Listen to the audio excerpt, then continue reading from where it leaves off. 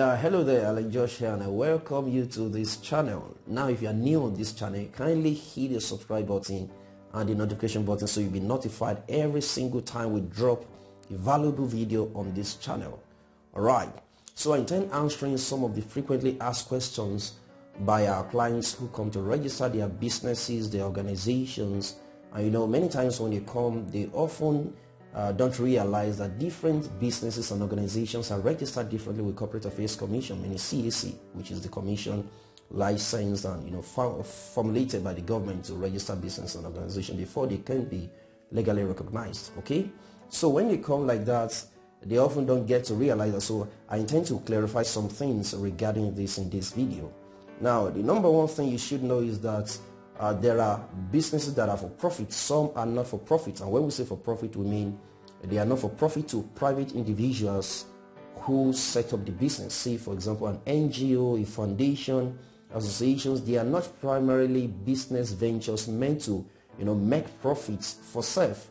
They are formulated to power or to propagate objective or certain agenda.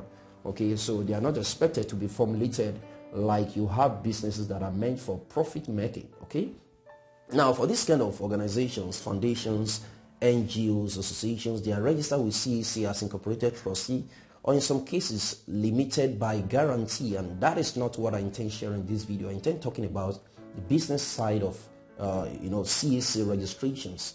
So basically, or most frequently, businesses are either registered with CAC as a business name or as a company registration.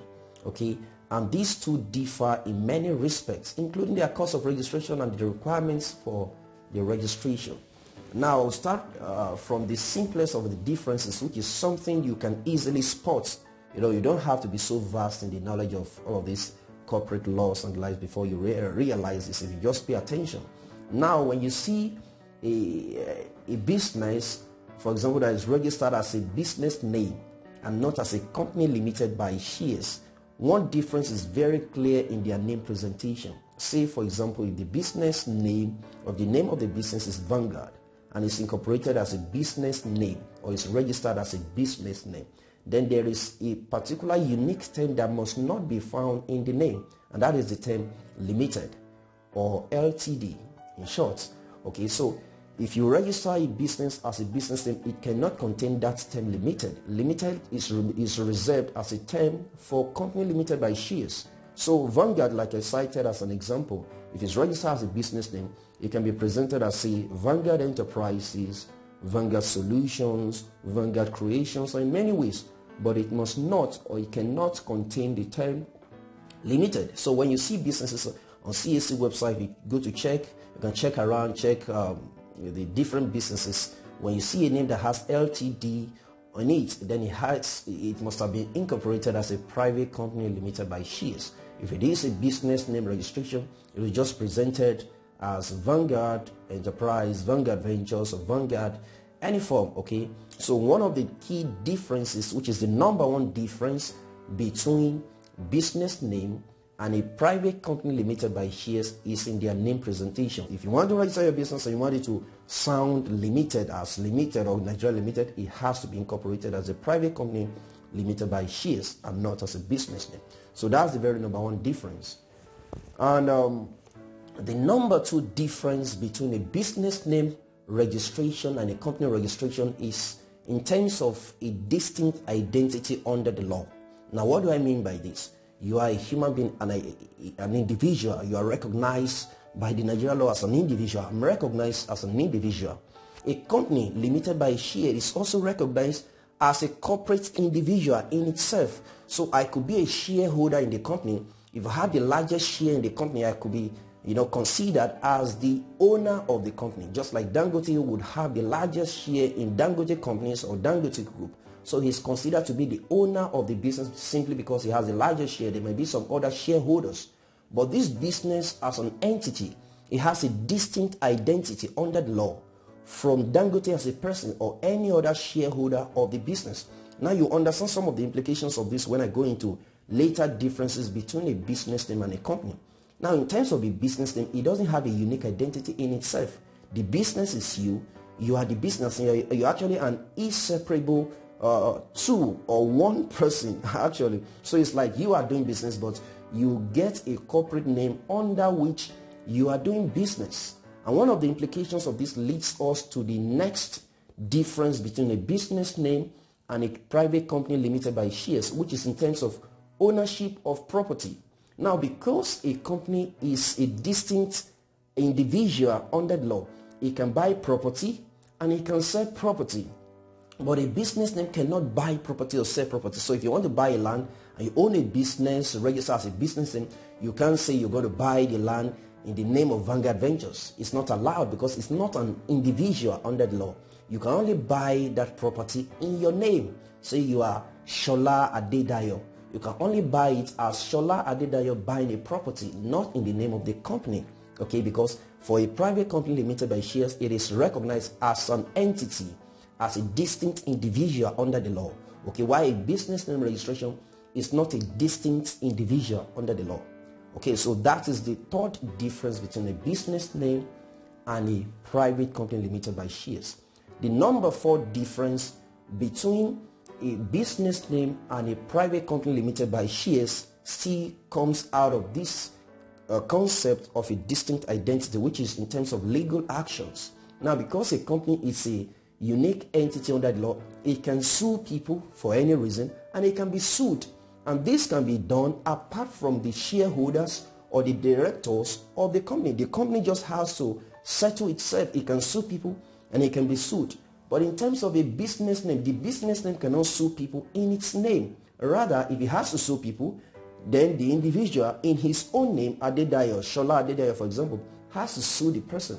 And if the business runs into any problem and it has any legal issue with any other person, any individual and organization, then the person that will be sued is that individual, okay, and not the business, because the business is not recognized as a distinct identity or a distinct individual under the law, okay. And that is the very number 4 difference between a business name and a private company limited by shares. Now, the number 5 difference still comes out of this concept of a distinct identity. So because a company has a distinct identity, it gives you what we call a legal protection.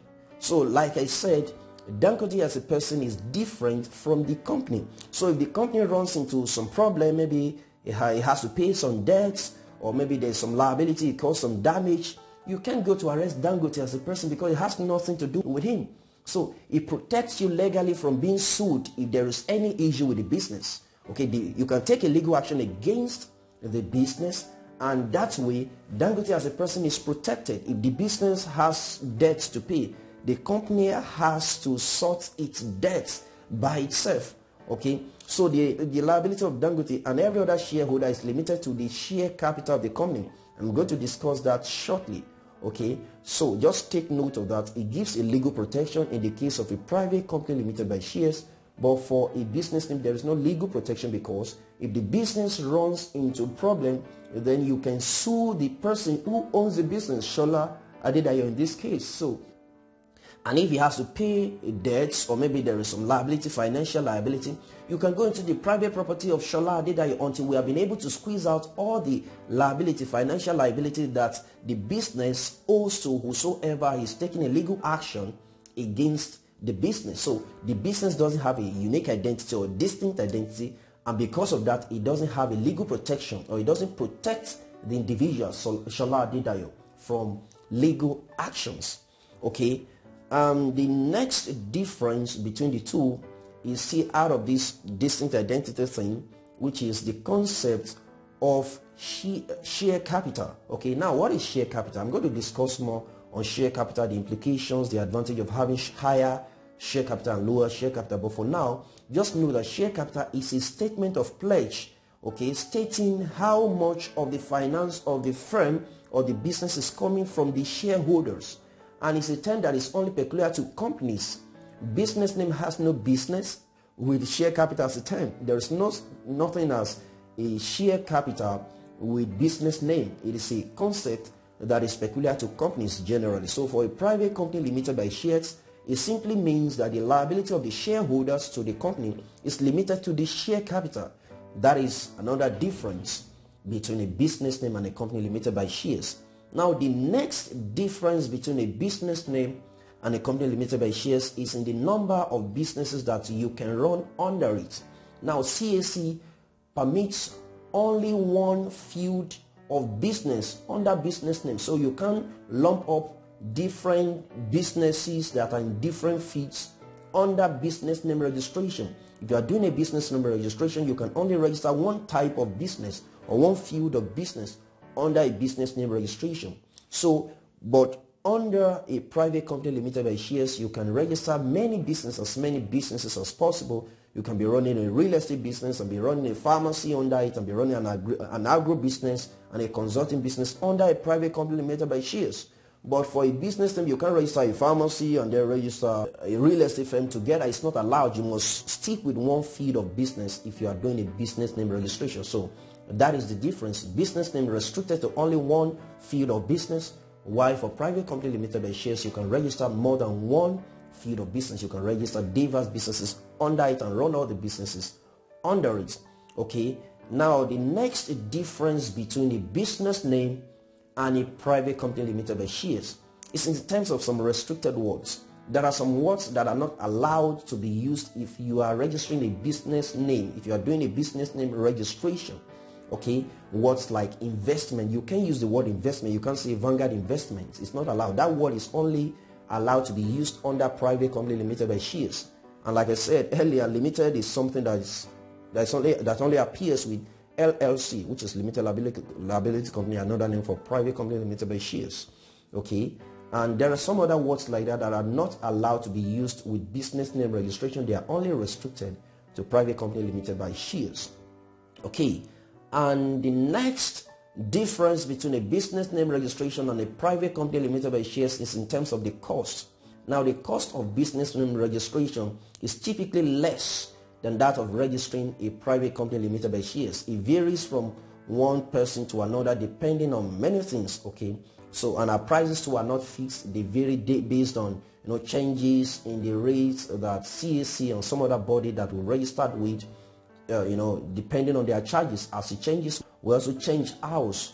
Okay, but for a business name registration, the cost is often constant, right? While for a private company limited by shares, the cost varies based on the share capital. So the higher the share capital, the higher the cost, because CAC and another body, which is FIRS, that we have to incorporate some things with, they charge differently based on the share capital. So higher share capital means higher cost with the private company limited by shares. But for a business name, the cost is fixed. But generally, business names are often cheaper to incorporate than company limited by shares because of the charges with CAC and also because of the the hassles involved in registering these businesses. It's more sophisticated. I mean, private company limited by shares is more sophisticated, so it means that it's more difficult, and then it attracts more charges, and it varies from one consultant to another. Okay, but we often ensure to give the best and the cheapest price in our consulting firm. Now, the last difference I want to mention here, there are some fields, some types of business that are just not allowed to be registered as business name. They must be registered as a private company limited by shares. So if you are running a business like a school, CAC necessitates or requires that it be registered as a private company limited by shares, and it can no longer be registered as a business name. It used to be possible to register a school as a business name, but now school, and interestingly, everything that is education related, CAC mandates that it must be registered as a private company limited by shares and not as a business name. And some other business like a security company, for example, it must be registered as a company limited by shares. It cannot be registered as a business name. And there are some other businesses like that. But when you come to us, we can always tell, based on your business, whichever is best for you, and we give you the best advice on where to go and what kind of incorporation to do. But for now, these are some of the frequently asked questions that people come up with and we try to answer in this video. There are some other frequently asked questions, but I will have to treat that in another video entirely. Be on the lookout on this channel. Those videos are going to be hitting here one after the other.